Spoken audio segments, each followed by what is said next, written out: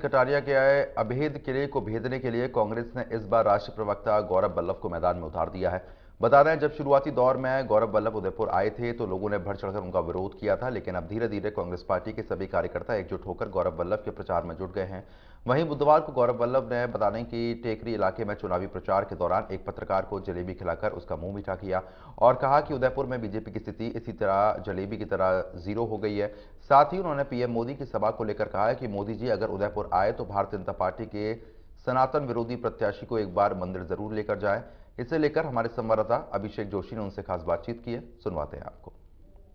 राजस्थान में चुनावी बिगुल बज चुका है। भारतीय जनता पार्टी और कांग्रेस दोनों ही अलग अलग तरीके से वोटर्स को लुभाने का प्रयास कर रही है। उदयपुर में प्रोफेसर गौरव वल्लभ जो कि इस वक्त जलेबी निकाल रहे हैं और यहाँ टेकरी इलाके में ये पहुंचे हैं। इस बार चुनाव को लेकर उदयपुर का किस तरह का माहौल है, क्या लोग सोचते हैं और क्या वो इस वक्त कर रहे हैं। गौरव जी, किस तरह की जलेबी निकाली है और जलेबी निकाल के क्या संदेश देना चाह रहे हैं? जलेबी निकाल के ये बता रहे हैं कि भारतीय जनता पार्टी का जो यहाँ पे चुनावी माहौल है वो जलेबी की तरह गोल हो चुका है, जीरो हो चुका है, ये बता रहे हैं। भारतीय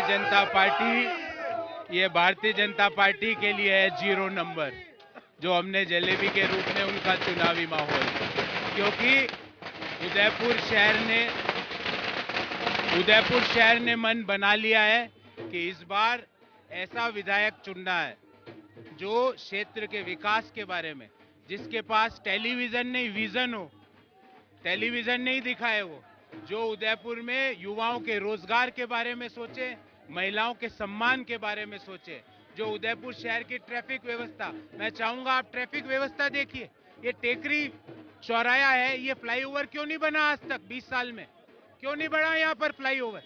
क्योंकि जिन लोगों के पास ये जिम्मेवारी थी उनका विजन ही नहीं था, वो क्षेत्र के विकास के लिए कुछ करना ही नहीं चाहते थे।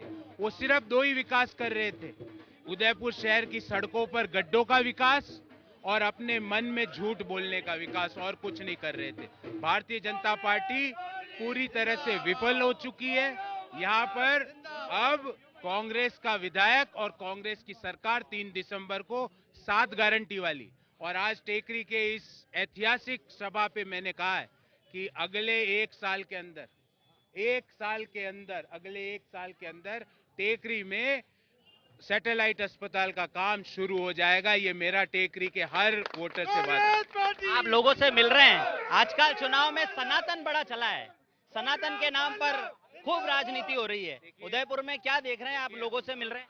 हम तो ये कह रहे हैं, मत करो हमसे तनातनी, क्योंकि हम सब है सनातनी।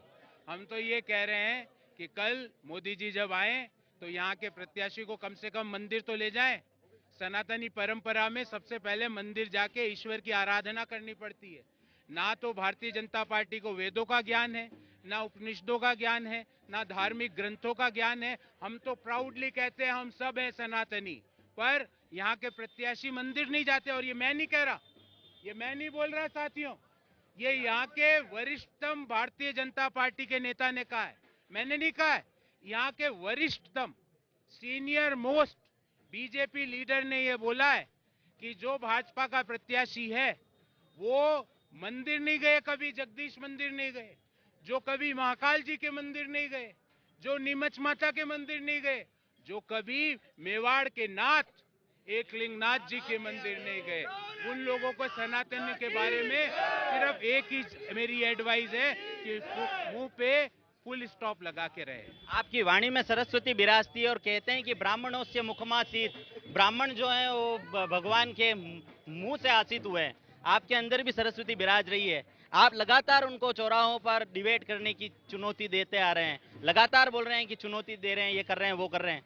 क्या लगता है आपके सामने जब वेद और पुराण की बात होती है, जैसे आपने बोला हम सनातनी हैं, हम चारों वेद जानते हैं, अथर्ववेद, यजुर्वेद, सामवेद हम जानते हैं, तो सामने जो पार्टी के कैंडिडेट हैं उनसे कभी अगर आपकी इस तरह की डिबेट हुई तो आपको क्या लगता है? मैं तो इंडिया न्यूज को आग्रह करूंगा, क्योंकि आप एक नेशनल टेलीविजन के आपका चैनल है इंडिया न्यूज। मेरा आपके एडिटर से, आपके सब जो सीनियर अधिकारी है उनसे आग्रह है कि इंडिया न्यूज अपने चैनल पर एक डिबेट कराए, उसमें भारतीय जनता पार्टी के 5,000 तो लोग हैं नहीं, यहाँ पे 5 लोग होंगे टोटल, भाजपा के टोटल 5 लोग बचे हैं, क्योंकि बाकी सब लोग तो उनको जैन साहब को हराने में लगे हुए हैं। उन 5 लोगों को भी बुला ले, मैं अकेला आऊंगा, मैं अकेला आऊंगा। उनको आप 50 मिनट देना, मुझे 10 मिनट देना, और फिर उदयपुर शहर के वासियों को बोलना कि जिसके विजन में दम हो, जिसके विकास की संकल्प में दम हो, जिसके विकास के दृढ़ इच्छा पे में दम हो, जो उदयपुर शहर के युवाओं का रोजगार और महिलाओं के सम्मान को लेकर आने की बात करता हो, वोट उसको दीजिए। सर, उदयपुर झीलों की नगरी है, झीलों के साथ कुठाराघात हुआ है, ओम ओल्ड सिटी के लोग बोल रहे हैं, और जहां पर भारतीय जनता पार्टी का गढ़ था, वहां के वोटर्स ये कह रहे हैं कि हम इस बार बदलाव चाहते हैं। ये कहीं ना कहीं आपकी इतने दिनों की हो सकता है तपस्या हो, आपके 6 महीने की, पिछले 20 दिन की तपस्या हो, लेकिन झीलों को लेकर आपके पास क्या विजन है, ये सवाल जनता पूछ रही है। और दूसरा सवाल मेरा ये, उदयपुर की झीलों के अंदर सीवरेज डाल दिया गया है, और जो पानी पहले कांच के माफिक होता था, एक का सिक्का डालते थे और लोग कूद के निकाल लाते थे, भगवान को उससे नहलाया जाता था। आज किसी उठमणे में जाके आने के बाद लोग उसमें नहा नहीं सकते हैं। उस सीवरेज को निकालने का कोई प्लान है आपके पास, या झीलों के लिए आपने क्या सोचा? बहुत इंपॉर्टेंट प्रश्न आपने किया।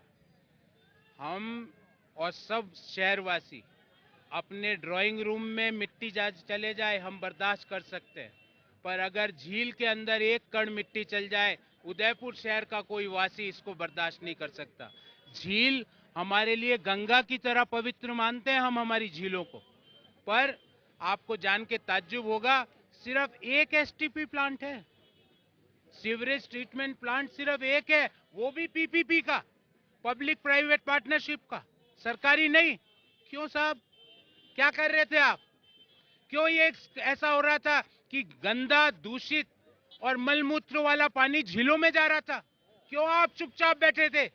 हमारी परिकल्पना है, और मैं जब अपना उदयपुर का जन संकल्प पत्र लेके आऊंगा, उसमें ये होगा। आज उसका एक पैराग्राफ आपके सामने मैं डिस्क्लोज कर रहा हूं, उसमें ये होगा कि हम एसटीपीज बनाएंगे, सीवरेज ट्रीटमेंट प्लांट्स बनाएंगे, ताकि दूषित पानी कम से कम झीलों में ना जाए। जो हमने जलेबी बनाई वो बन चुकी है, मैं चाहूंगा आप एक जलेबी हमारी ओर से खा के जाए, क्योंकि इंडिया न्यूज के आप सीनियर जर्नलिस्ट हैं।